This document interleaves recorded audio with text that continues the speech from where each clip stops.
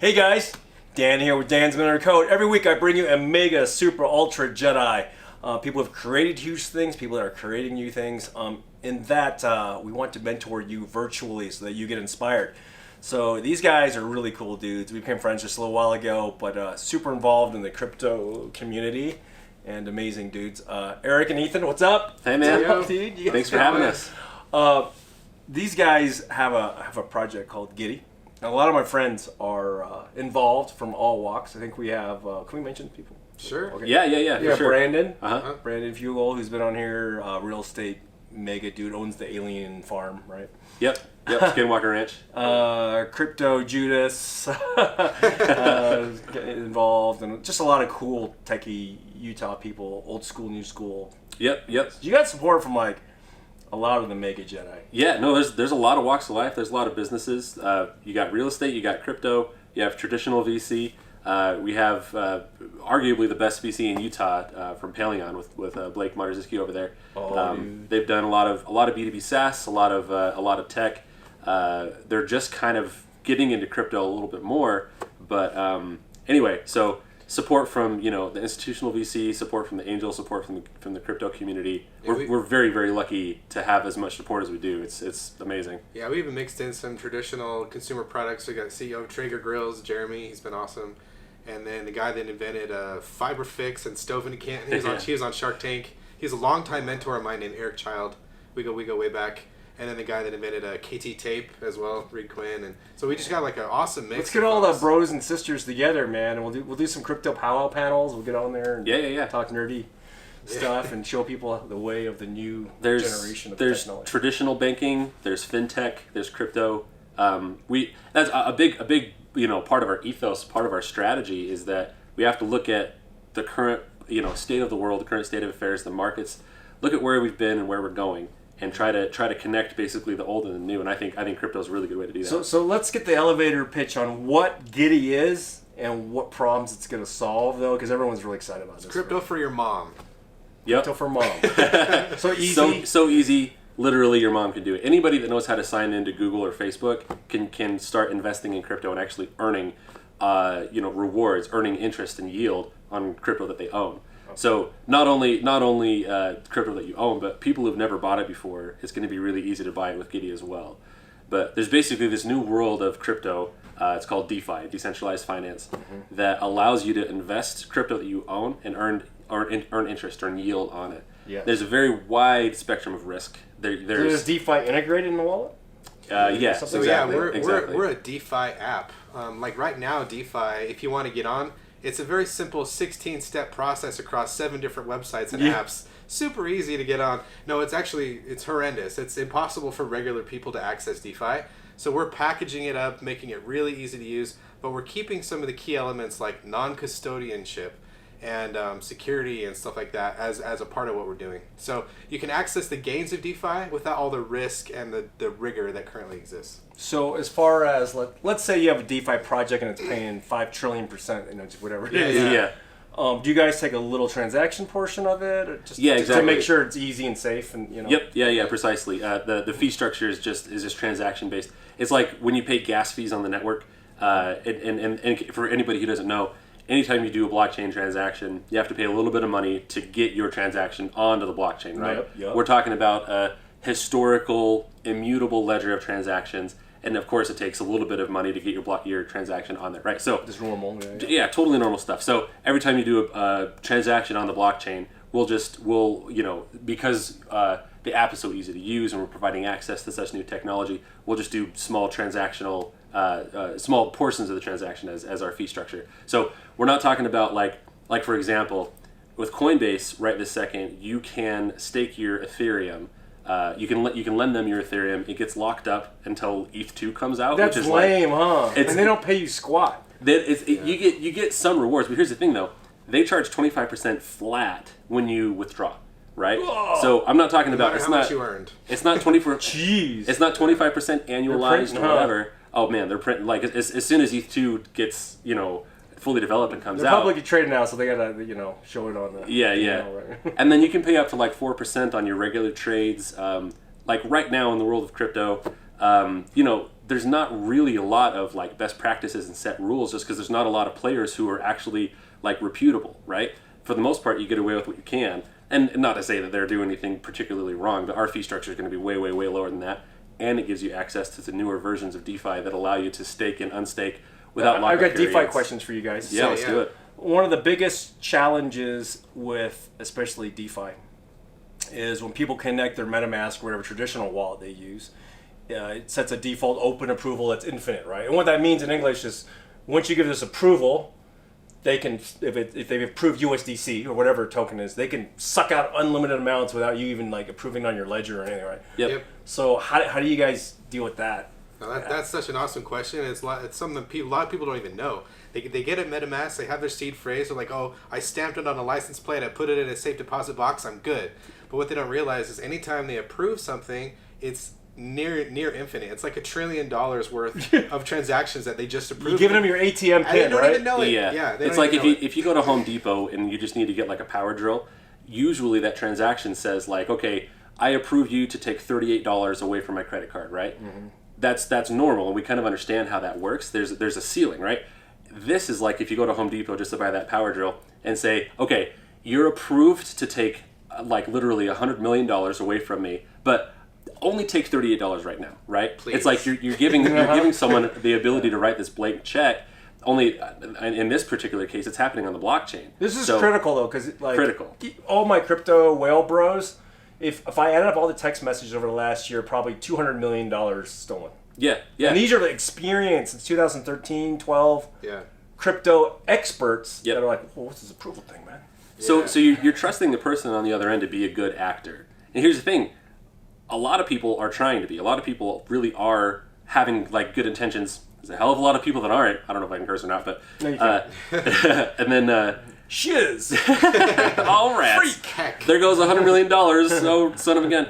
So even if people have the best intentions, there still are ways for bad actors to exploit their code, exploit their smart contracts, and exploit this system to basically exploit this approval bug. So I usually refer to it as the infinite approval bug. So do you have something in there that kind of help?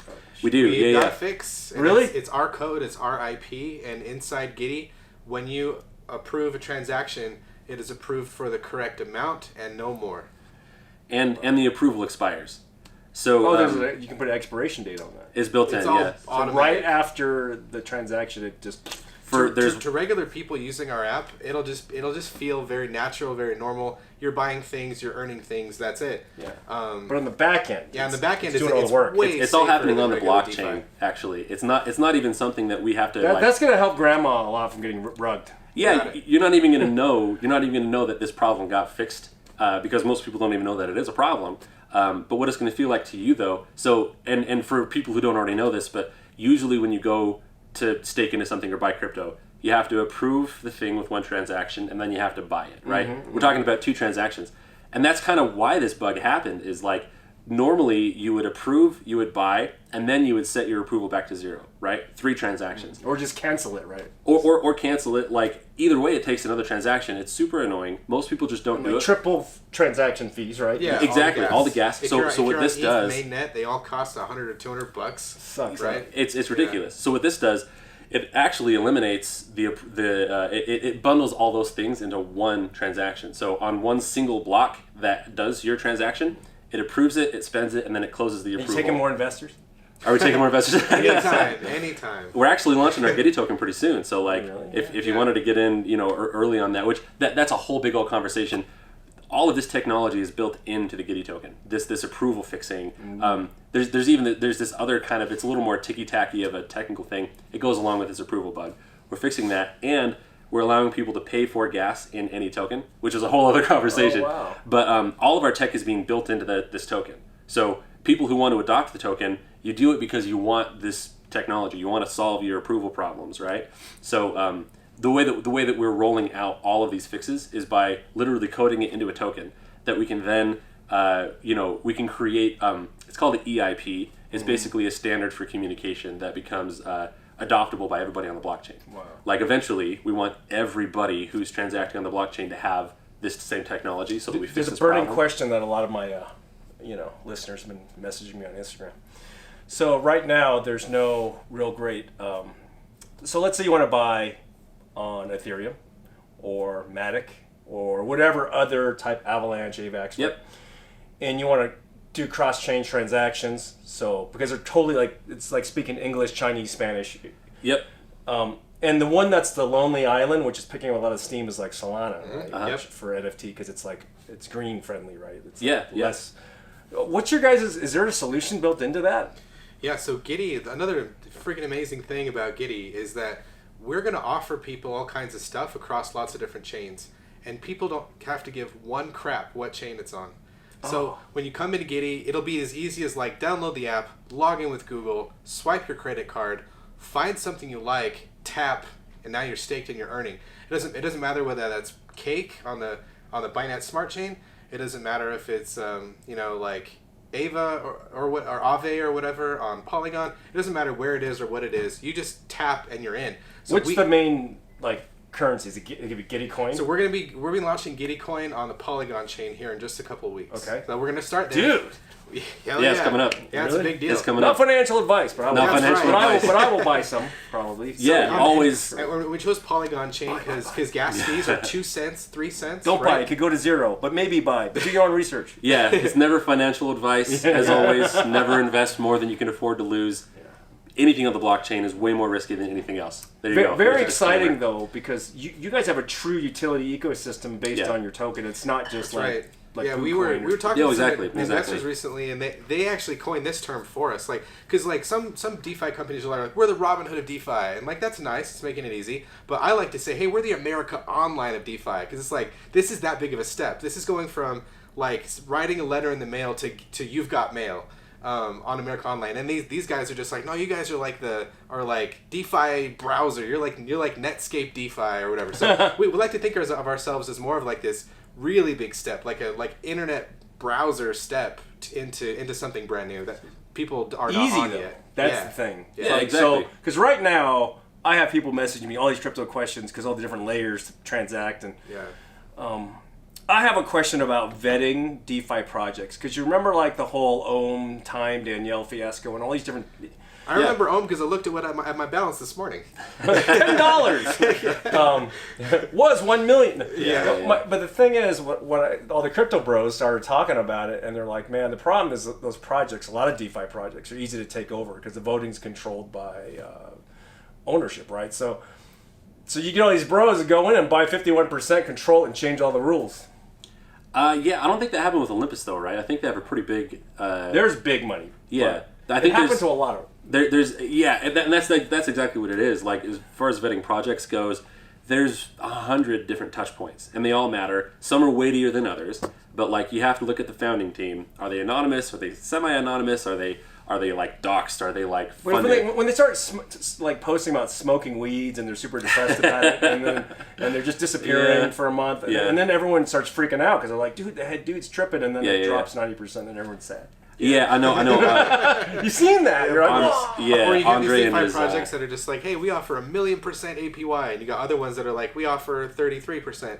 And so obviously like the million bajillion percent APY ones, a lot of those are bogus and stuff. But to your question of like, because Giddy's gonna have DeFi projects in the app, and we're gonna say choose between these 10, whatever you want to buy. So your question is like, kind of how do we bring on which DeFi projects? How do you vet them? So because if Grandma's in it, she's not gonna. That's right. We're looking at this, and it's kind of a similar vein to the Apple App Store, right? They're kind of the arbiters of this whole experience. They say, here's all of our criteria. You have to meet these different things in order to play in the ecosystem. And in a way, Giddy and our wallet is going to become like a DeFi App Store. All these different protocols that have their awesome, their different ways of staking and earning money and all this kind of stuff.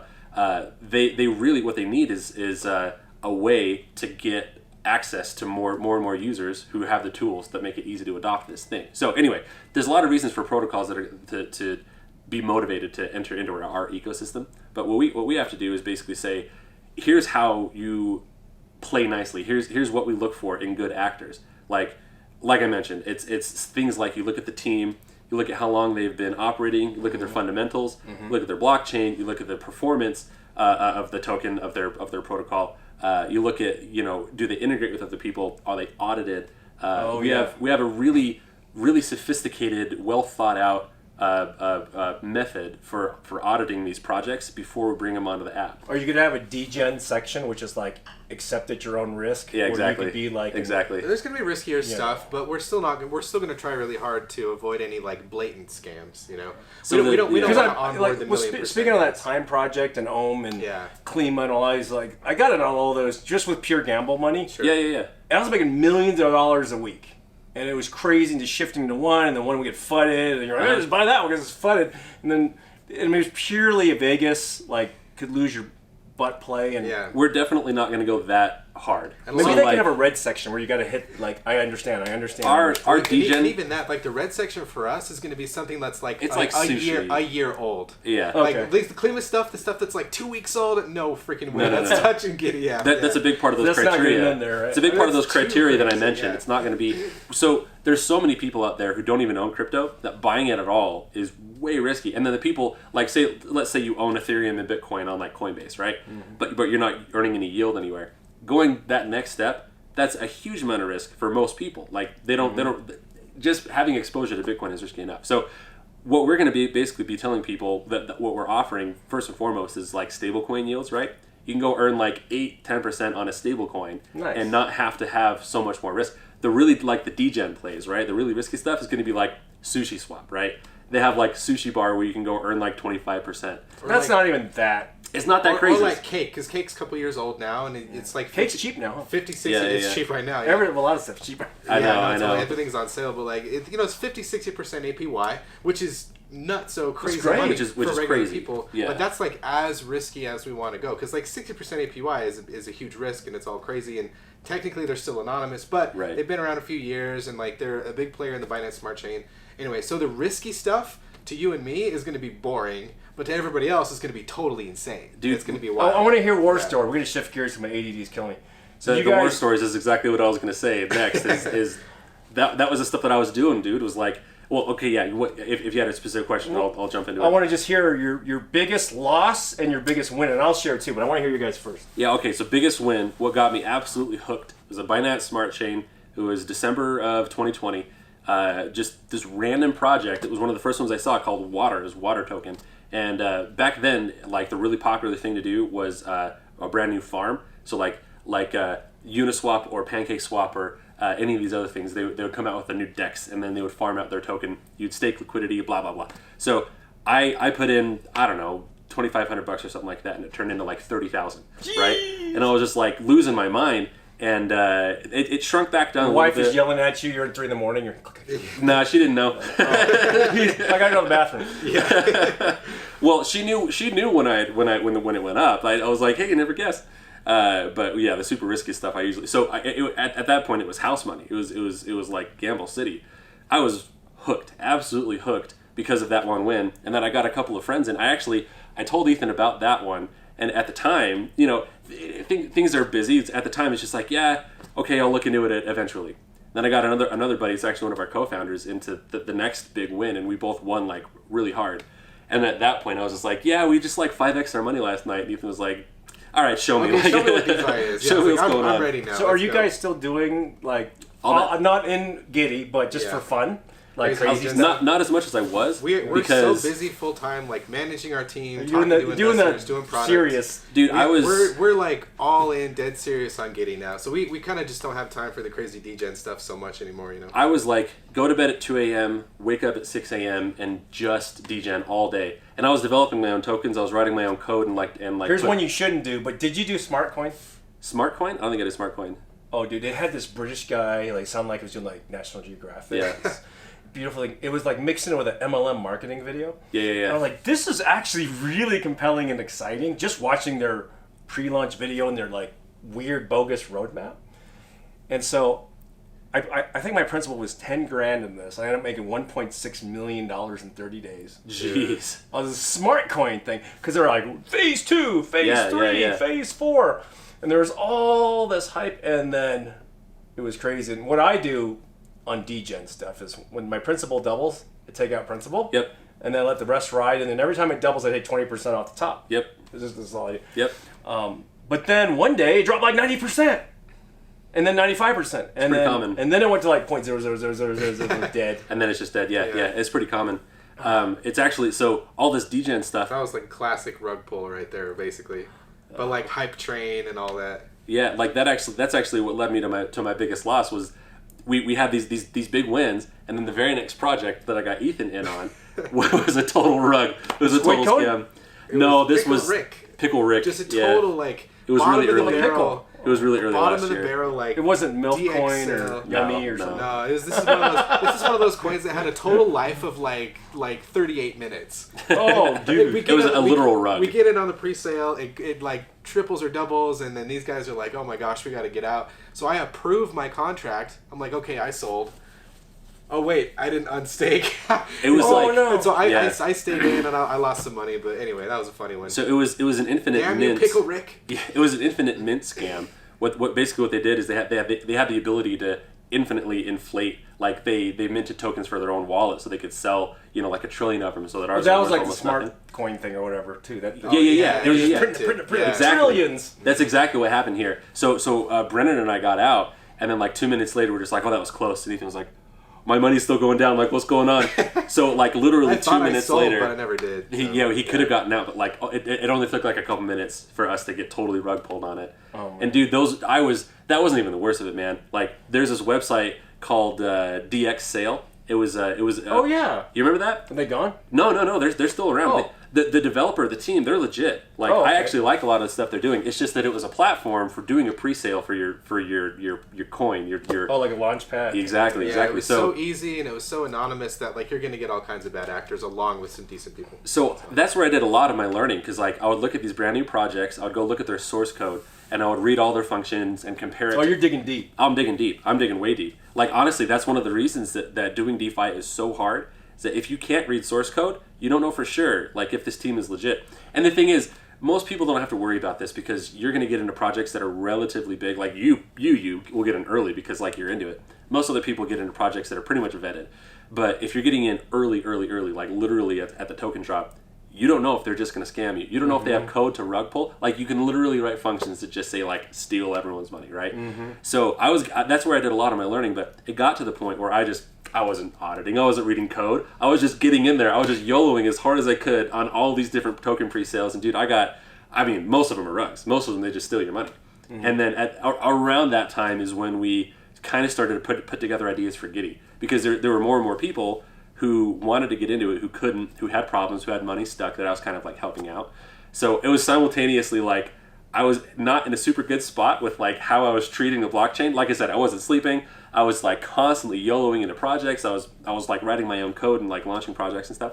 But around that time is when we started building Giddy, and that's when I was like, okay, I'm good at programming. I'm good at building products. I'm good at like being an entrepreneur, doing all this stuff. I'm gonna stop doing this degen stuff for a minute and see if this thing has legs. And I mean that brought us here, but. Dude, it was wild though. It was a wild ride. The degen stuff was a training ground, man. Oh, absolutely. Yeah, Battlegrounds. totally. Getting beat up, getting stolen from.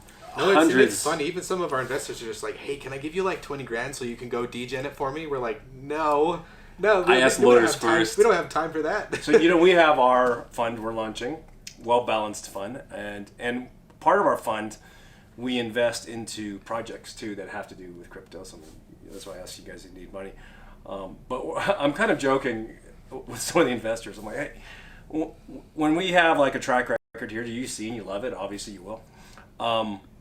We're thinking about launching a crap coin fund that's purely degen. Yep. Yeah. Like ultra degen. Basically day trading. And you'll get a lot of takers, man, because people are just like, oh, there's some chance that you'll 100x my money. Sure, here you go.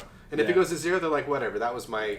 Yeah. As long as the PPM says, this is degen, total stupidity. Oh, yeah. I should not do this. Yeah, your PPM says it all the risks, This right? is It's pure like, stupidity. you get hit by a meteor. Even the guys who run the fund are advising me not to invest in the fund. Yeah. They're telling, don't do it. No, Sign twice. There's always room for it. Yeah, there's always room for any kind of fund, right? If you're buying 100 tokens a day, one of those things is going to 100x. That's kind of that strategy. Like if you go in eyes wide open, you get someone to do day trading on crazy degen plays, and like that's how you do it, right? So your app is launched now. The waitlist version of it. So the full-on investing version. I gotta check. I'm on the waitlist. Yeah. The full investing version. So we're probably going to start beta testing that in like early summer. So we're like maybe 2 or 3 months away. So we're really, really close. The good news is, though, in order to get our waitlist app approved, Apple had to go through and approve all of the other functionality. So they've seen it. They've seen. And they're cool with it? Yeah. They approved it. Apple and Google are thumbs up. If the Apple police approved it, then that's pretty good. That's exactly what we said, and that's why we wanted to get this waitlist out early, because we knew that they had to do this approval process on. So when's like mega liftoff? We're going to Mars. We're going to start pulling people off the wait list to the tune of thousands in kind of like later summer. Yeah, so most of the people watching here will probably be able to grab it like late summer. We have an opt-in beta tester list that I think it's in our Discord. Like, if people are interested in getting on that, definitely jump in our Discord. Giddy.co has all of our links at the bottom. You can get in Discord Giddy.co. stuff. Giddy.co is our website. Yeah. And then we'll start beta testing here in like another month or two. Our token, though, like Ethan mentioned, that token is going to come out probably in the next like 2 weeks. So if you want to get in early, you have to use MetaMask. Like, you have to kind of know what you're doing. This same opportunity, though, is going to be built into the native mobile app, so it'll be really, really easy in 2 or 3 months to get the Giddy token. Well, and that's why we're keeping the token launch a little bit quiet, because we don't want to confuse our regular users. Giddy is DeFi the easy way. Our coin is DeFi the hard way still. So like with that, just do both. Right? We're not going to blast it out on our socials or anything. I'm gonna so it's basically just for our Discord crowd, our Telegram crowd, our like DJ and crypto buddies are going to know about our coin. But as far as the masses go, we don't want to cause confusion. So the coin launch is actually going to be pretty quiet, and it technically is totally separate from like Giddy the startup. So you guys aren't doing any hypey stuff. You're not getting all the celebrities and Russell people. No pre-sale. No weirdness. No crazy stuff. No like physical plastic coin drops from helicopters in Eastern Europe and any of that stuff. And the reason for that is so the Giddy, the token and the staking and stuff, it's going to be in the mobile app. Everyone's still going to have access to it, but the reason for all this, we are focusing on fixing fundamental technology problems in the space, like this universal issue of approvals and gas payments and all this kind of stuff. That's the purpose, really, behind the blockchain tech that we're developing. So we're not doing a pre-sale, and we're not doing like even a fair launch. The strategy that we're rolling out is a little bit different. It's kind of like a stretched out token airdrop, basically. Mm-hmm. You can stake any of your crypto that you want. Like, for example, if you really wanted to maintain exposure to Bitcoin, you can stake Bitcoin into our smart contract and get Giddy back out for free. Okay. Yeah. We're not charging any fees. Like, we're not going to take anything off the top. We don't have any withdrawal fees or deposit fees or anything. It's just you put in your crypto and then you get Giddy back out, like, literally for free. And there's no lockups either. No lockups. It's just we just as a company, we just tested our DApp together, and it was really fun. And dude, it's working great. Cool? It's so addicting. It's so good. Fun. So the regular stuff, like if you stake DAI or USDC or Matic or whatever, you'll get airdropped or you'll yield Giddy coin. Okay. But if you stake Giddy coin itself, you'll get a multiplier. And if you stake an LP pair between USDC and Giddy coin, you'll get like a huge multiplier. But we want to incentivize that behavior. I get it. Because we want the liquidity to be in the exchanges for Giddy itself. And Giddy NFT? Giddy NFTs are coming up. Coming right up. No way. We're actually pretty close to finishing up the artwork. Okay. Yeah, we got some banging artists. They're really, really good. It's some fun stuff. If you need another artist, my daughter does the art. I legitimately would love to make that connection, dude. I would love to, because we have more NFT collections coming up in the future. This is an early adopter one. So what it means is that if you are in the first 20,000 users who get let into the app, you get one for free. Oh, wow. Here's the thing, though, is these NFTs are going to have a utility attached to them. So depending on like the rarity, like what you roll, it's going to be random. But there's a chance that your NFT could get you free gas. Like, we pay for all your gas while you use the app. It'll get you like whitelist spots on future NFT sales. It'll get you like peer-to-peer sending, right? Like, we won't charge any fees, just something like that. So real utility that could end up saving you real world dollars. And so what that means is, so like on the secondary market, those things are worth, not only is the art cool and it kind of represents this early adopter thing, and like it's just a great NFT, but it has real world like money saving utility, right? Wow. So if you so it's worth it. Absolutely, you get something from it. Totally, big time. Like, yeah. I'm gonna ADD shift again. Sounds good. So as to respect your time, we don't go too long, but I'm curious though, as entrepreneurs who started this out of nothing, what is some advice you would give to the viewers out there, like if they have a project that they want to start, because like you have like super savvy investors just writing you checks all day to support you guys, right? Like, how do they do that? Yeah, so like a big part of the, I guess, I don't know if I'm talking to you or talking to the audience, hey guys, but so a part of all the investor excitement is the industry. It's crypto. It's the biggest thing right now. If you were to fast forward back 10 years, rewind, go back 10 years, what's the biggest thing? Mobile. Like, everybody with a mobile app in 2009 was getting funded. Everybody with a social website in 2004 was getting funded. So a lot of it really is the industry. But also it's our team, and we weren't just like, our team didn't fall into our lap. Eric and I have been grinding it out in the industry for 10 years. This is my 8th company I've started. I've sold 3 companies already. Like, I guess the advice is if you have the bug, if you have the condition of entrepreneurship, not because I don't think people go out and learn how to be an entrepreneur. I think either you're cursed with it or you're not. But just if you are that type of person, don't waste your time working at some big company where you're just going to flame out. Because I've flamed out at plenty of jobs. But just go out and start your thing. Go sell something today. That's kind of my advice. But yeah, to get our partners and our network going, it's taken us 10 years of grinding in the industry, being programmers, being sales and product. Between Eric and I, we've kind of done it all. But anyway, that's kind of some just initial thoughts. I think there is a lot of luck. I think that there's definitely some patterns that you can recognize. Most startups that get funded, you have a great founding team. You have people that know the space, they know the problem, and they're capable of building it themselves, right? Mm-hmm. We had built into our founding team the sales, product, marketing, biz dev, built in to literally go to market. Like, we didn't have to hire hardly anybody else. Of course we did, and our team is just phenomenal. But it all starts with amazing founders who know the space, they know the problem, and they have the chops to actually solve that problem. If I go to you and I say, I have an idea, all I need is someone to build it, you're just like, all right, great. Like, ideas aren't that, like, almost no idea is all that fresh. Almost there's nothing all that new. You're usually building on someone else's foundation. Making DeFi easy. Like, we didn't come up with that idea. DeFi is just a lot of hard. people tried, but didn't. Oh, dude, there's apps coming out all the time. Now, yeah. Like, our specific angle and take, I think, is actually like what's going to make it work is our ability to make very, very good software, like our product chops, right? So the founding team has to be able to solve the problem. I think that's where it starts. And then, like Ethan was saying, you really have to look at the market. You have to look at what people and the market and the economy needs. If you're solving a real problem that can scale, that also has just huge potential. And then, dude, there's so much luck involved. There is something crazy, and I just thought this is crazy. Sure. There's a catalyst like Mentos and Coke. When you mix it explodes, right? This is it. So you have people like us that are we understand technical stuff, super deep, way down the rabbit hole. And there's a lot of people that actually do. But the difference is being a little social too. So you guys are like, hey, let's come out, let's go to the podcast, let's hang out, let's go to the juice bar or whatever, right? That's like the Mentos and Coke. It's like big brains, but willing to like talk to people about it. Yeah. Because if it's just all in your head and you're not like... Yeah. Then people get excited because they understand the madness, maybe. Dude, and that's the thing is like, and that helps you build a team. Like, you can't like convince a group of 20 people to join your startup if you won't talk to anybody, right? And you can't get investment dollars unless you pitch your ass off for weeks at a time and like grind the hell out of some fundraising, which is hard. Over the course of like 6-8 weeks, we did pretty close to probably 75 pitches. Yeah. You know how many actually term sheets we got?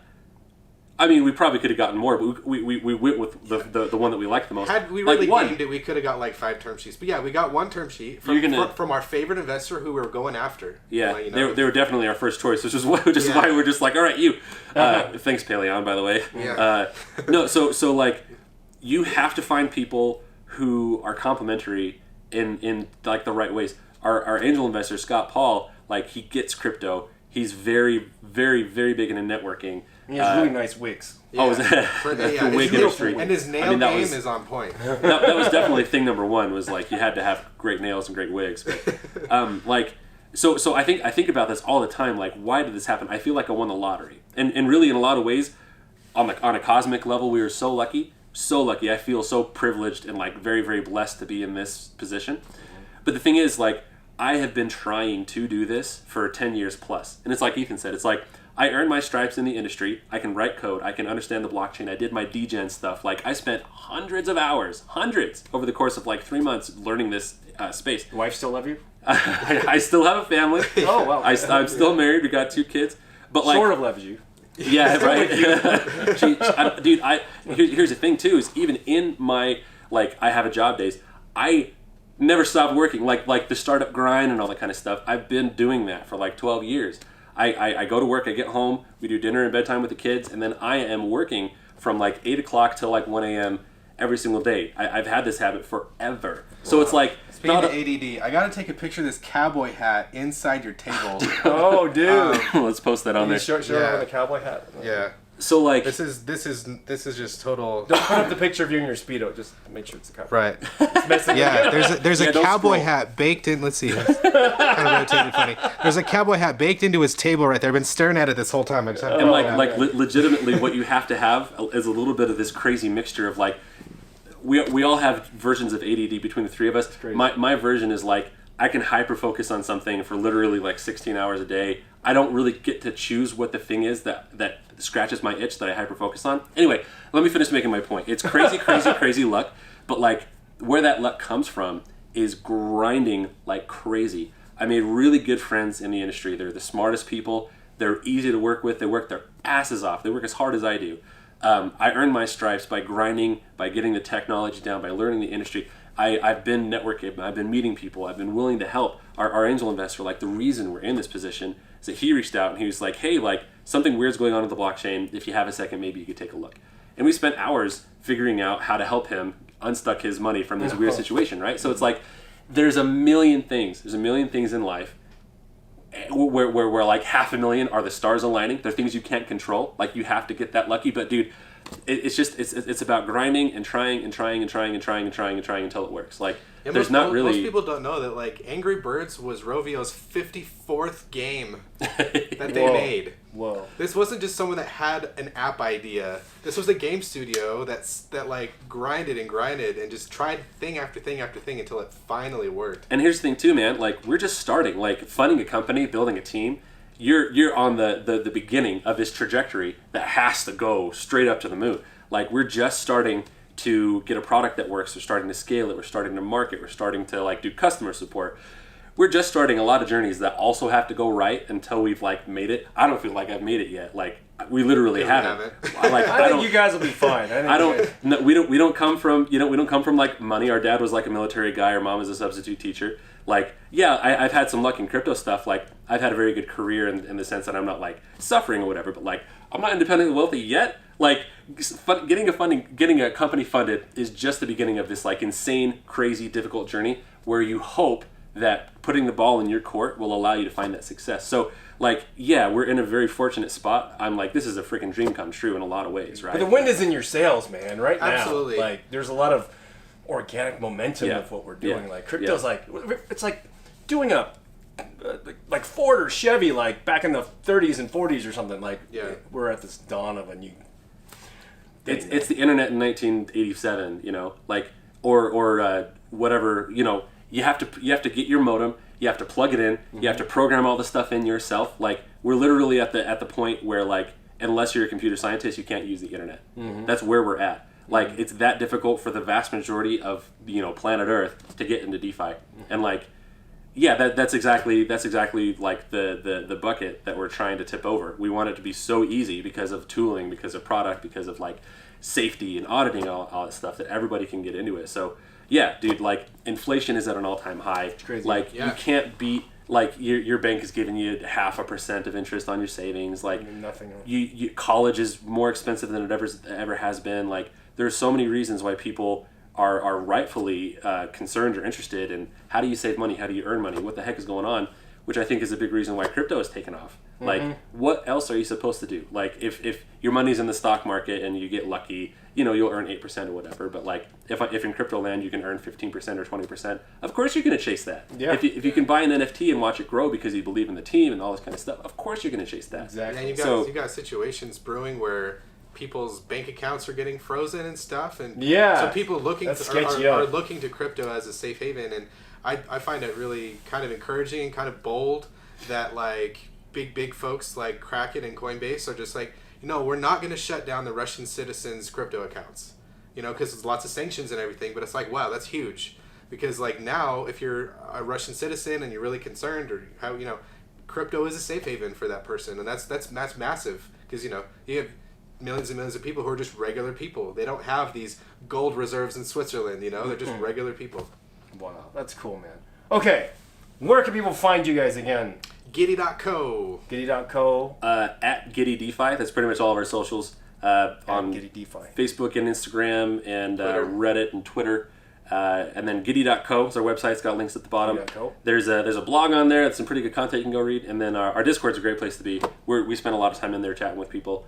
I'm super excited because you guys are like fully transparent, doxed, got good support from all these super killer long-term entrepreneurs, man. I think you guys are going to make it past the moon even farther, man. I'm excited. Give it a shot. We've got I'm the excited boosters for people. on. I'm excited for people to see what we built, because like we basically built the DeFi app that I want to use. And it's, People can get on the waiting list now still. Yeah. Yep, get on the wait list now. Get your spot on the wait list, and the more you share, the more you move up on the wait list. Yep. And so that'll solidify your spot to get an NFT drop when that happens, and the higher you are on the wait list, the sooner you'll be able to use the app. So the first people we pull off the wait list, it'd be like midsummer, maybe early summer. So the higher you are on the wait list, the quicker that'll happen. We even have a leaderboard on our website where you can see who's in the top and who's got the most shares. Currently, Scott Paul is still in the lead, so dethrone him. Yeah, it's we're going, on. guys. Yes, sir. Get after that Scott Paul guy. Cool, dude.